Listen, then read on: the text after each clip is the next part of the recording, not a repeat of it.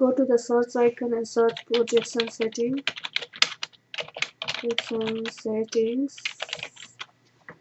and click your position. It will open this one, and go to the projecting to the PC.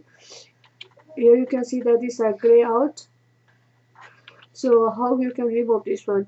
You go to the optional features and go to add a feature, and here type wireless display and install it. This is the one way you can install it, or close this one and go to your setting, go to apps, go to optional features, and here add a feature.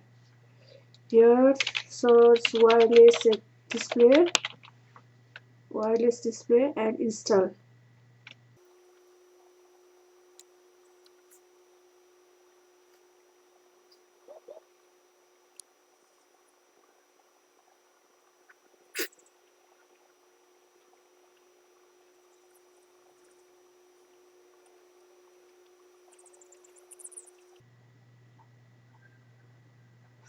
Okay, it installs now.